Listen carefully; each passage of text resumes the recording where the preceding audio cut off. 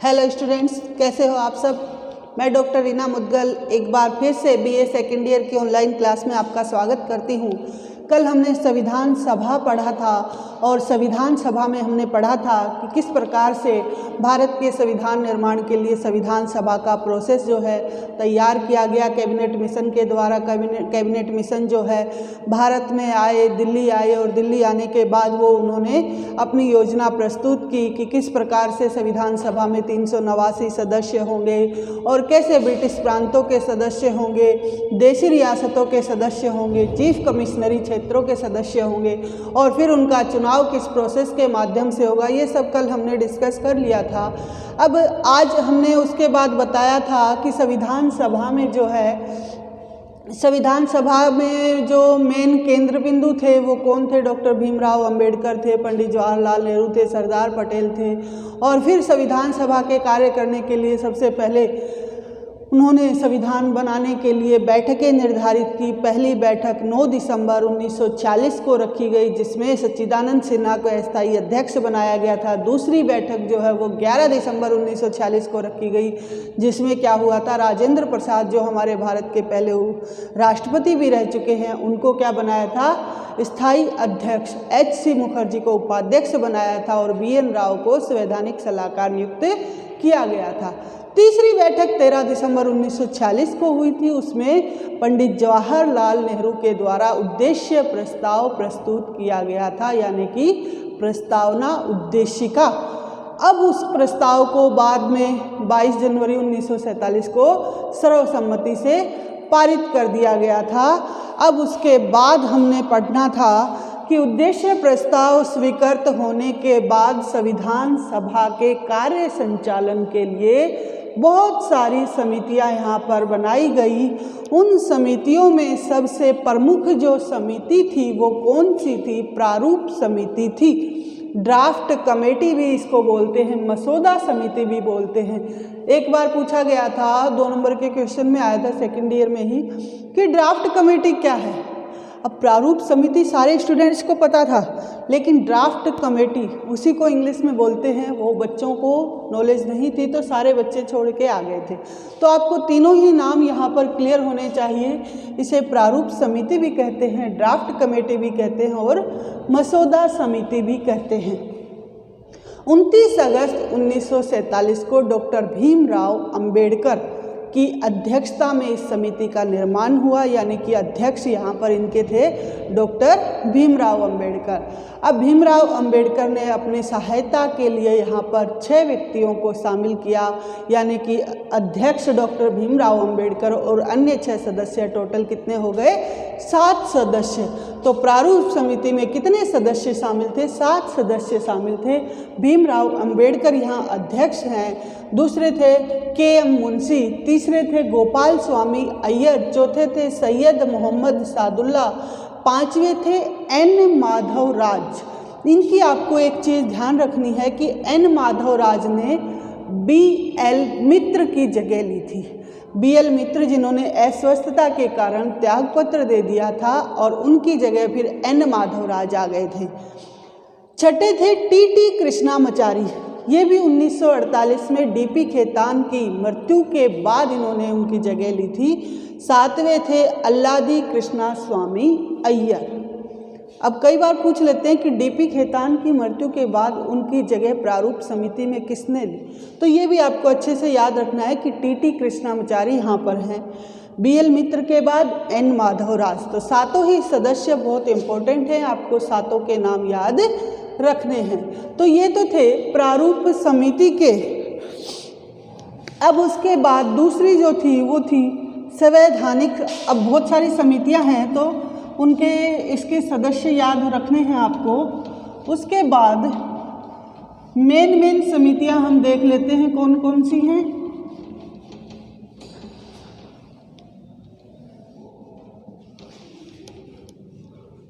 दूसरी है संवैधानिक सलाहकार समिति। संवैधानिक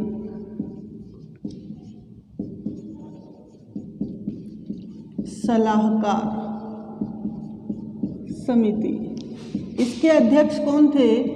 BN राव। मैंने बताया था कल संवैधानिक सलाहकार नियुक्त किए गए थे 11 दिसंबर की बैठक में। तो इस समिति के अध्यक्ष भी कौन थे? BN राव ही थे। पूरा नाम था बेनेगल नरसिम्हा राव। तो ये आपको ध्यान रखना है। फिर उसके बाद है संघ समिति। संघ समिति के अध्यक्ष कौन है? जवाहरलाल नेहरू। JL नेहरू जो है संघ समिति के अध्यक्ष हैं। फिर उसके बाद है मौलिक अधिकार एवं अल्पसंख्यकों संबंधी परामर्श समिति। मौलिक अधिकार एवं अल्पसंख्यकों संबंधी परामर्श समिति। सरदार वल्लभ भाई पटेल इसके सदस्य थे। वल्लभ भाई पटेल।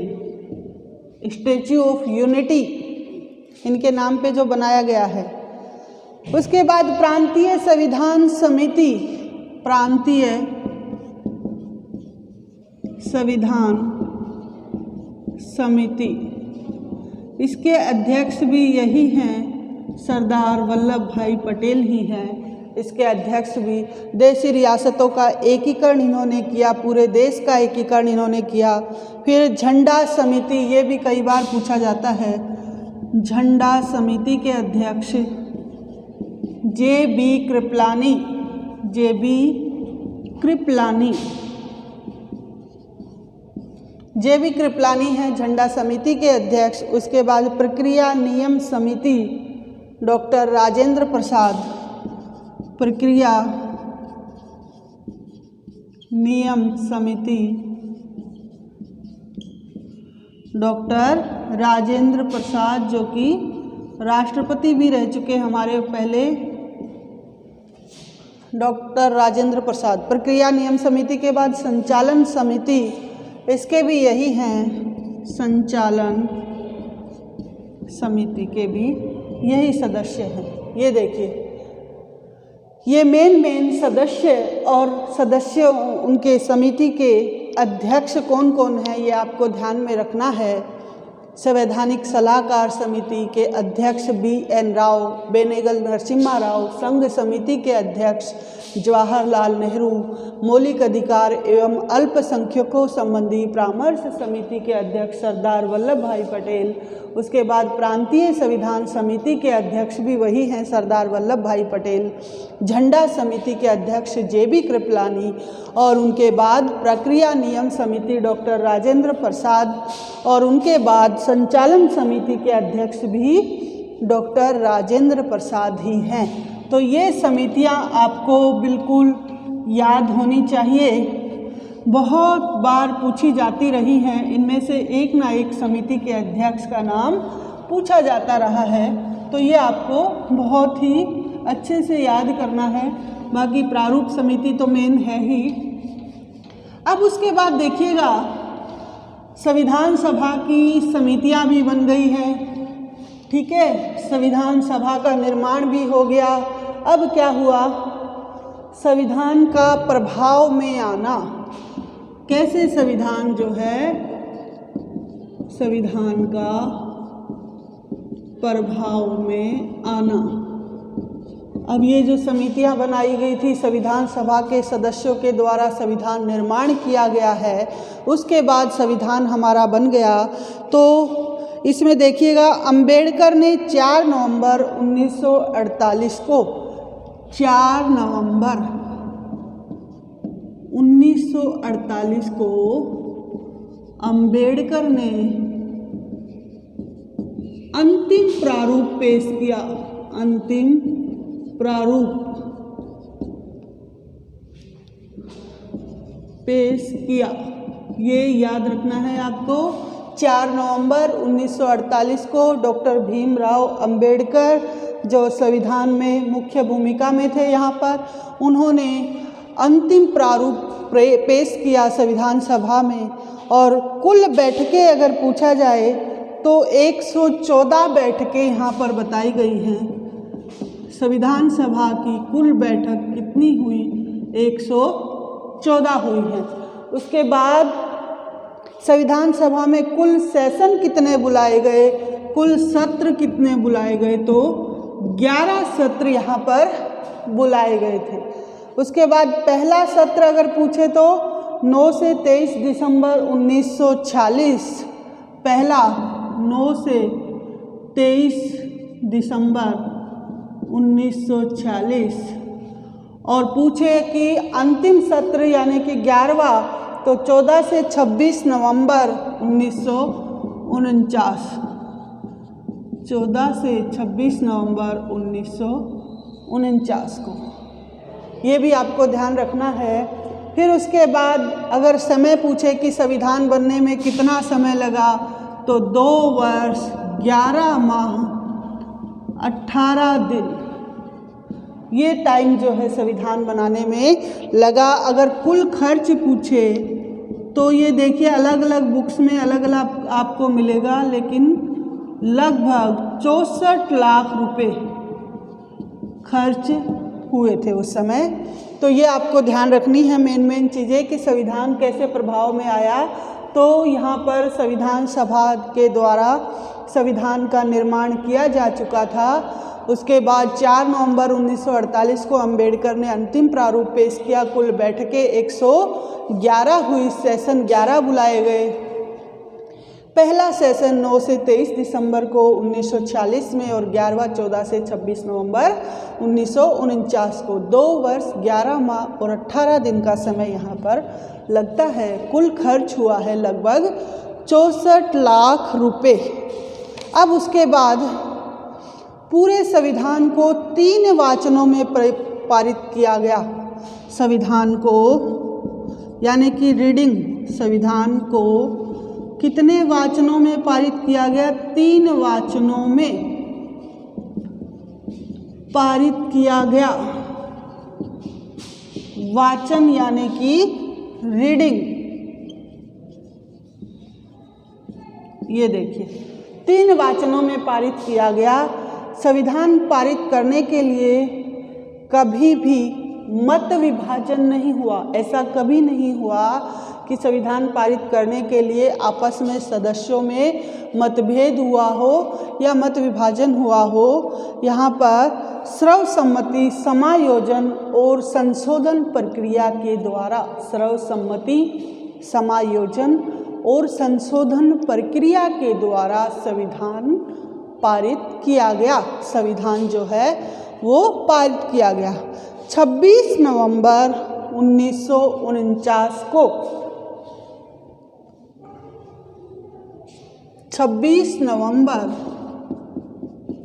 1949 को संविधान सभा के सदस्यों ने जो है हस्ताक्षर किए, अध्यक्ष ने, सदस्यों ने हस्ताक्षर किए। सभा में कुल 299 सदस्यों में से 284 सदस्य उपस्थित थे। 299 में से देखिए संविधान सभा में 389 व्यक्ति शामिल हुए थे, लेकिन बाद में 1949 तक आते आते 299 रह गए थे।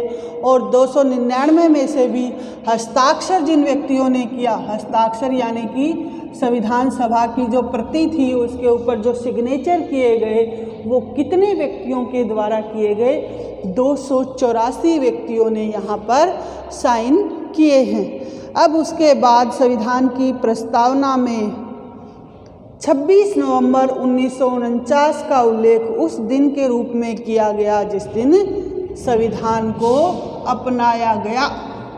संविधान की प्रस्तावना में लास्ट का वर्ड आपने पढ़ा होगा, आज एतद द्वारा 26 नवंबर 1949 को एतद द्वारा इस संविधान को अंगीकृत, अधिनियमित और आत्मा अर्पित करते हैं। यानी कि संविधान को कब अपनाया गया? 26 नवंबर 1949 को अपनाया गया है। अब उसके बाद संविधान सभा पर हस्ताक्षर करने वाला पहला व्यक्ति कौन था? ये संविधान के लिए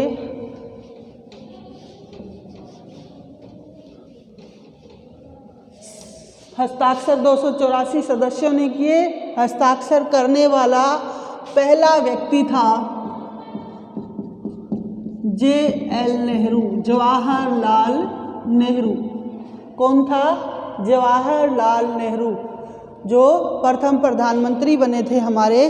और राजस्थान से अध्यक्ष साइन करने वाले थे, राजस्थान से BL बलवंत राय मेहता, बलवंत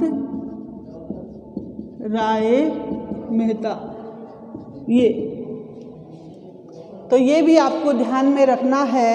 अब उसके बाद क्या है कि 24 जनवरी 1950 को, 26 नवंबर 1949 को जो है हमारा संविधान अपना लिया गया, लेकिन आपको पता है कि उस दिन लागू नहीं किया गया, कुछ ही एक्टों को लागू किया गया था।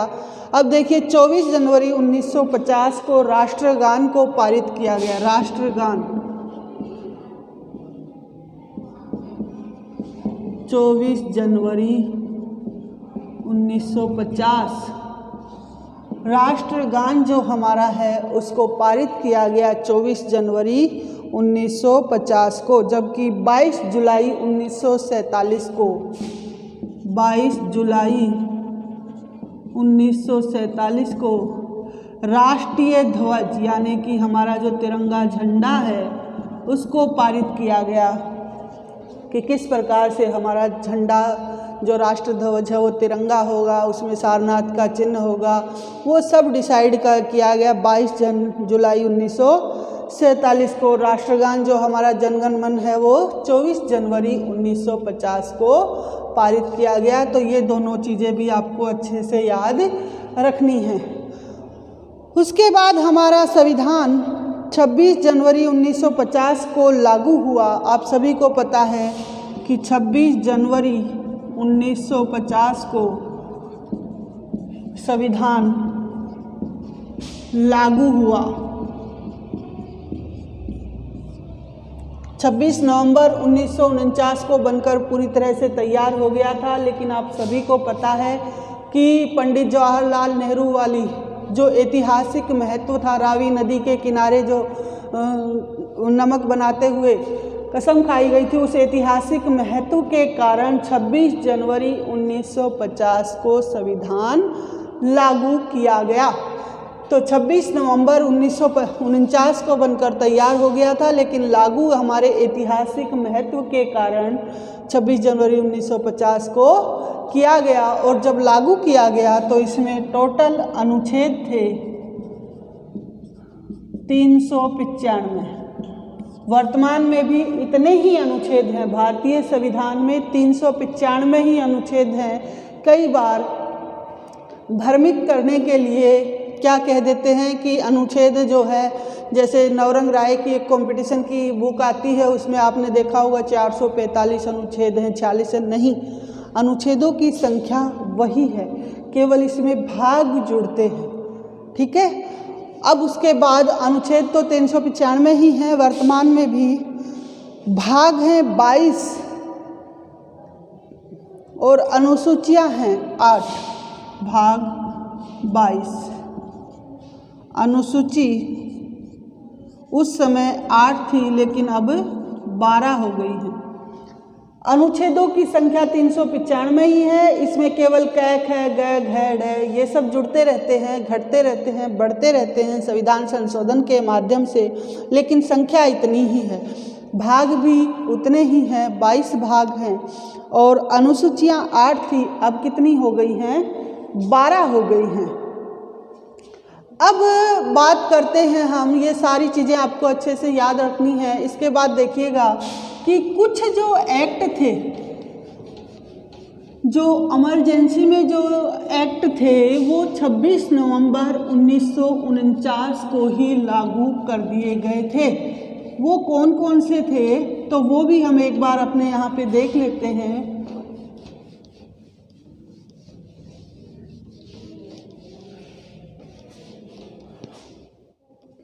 संविधान में कुछ अनुच्छेद 26 नवंबर 1949 को ही लागू कर दिए थे।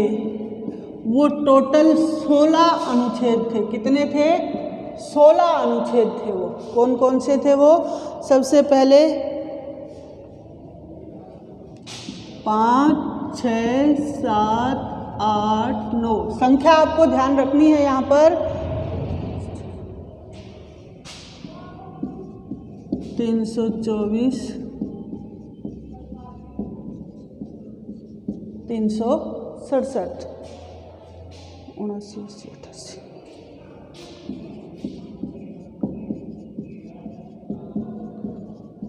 ये अनुच्छेदों की संख्या आपको याद रखनी है।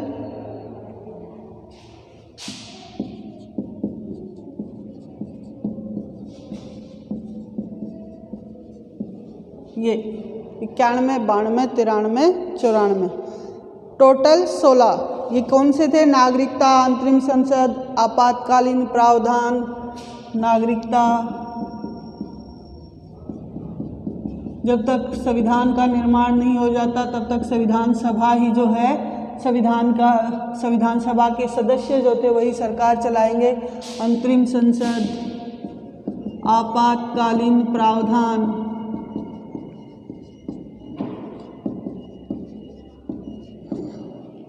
उसी दिन लागू कर दिए गए थे ये। ठीक है, टोटल संख्या है 16। 1, 2, 3, 4, 5, 6, 7, 8, 9, 10, 11, 12, 13, 14, 15, 16। ये 16 अनुच्छेद थे जो कि 26 नवंबर 1949 को ही लागू कर दिए गए थे। बाकी जो हमारा संविधान था, पूरा संविधान 26 जनवरी 1950 को लागू किया गया था।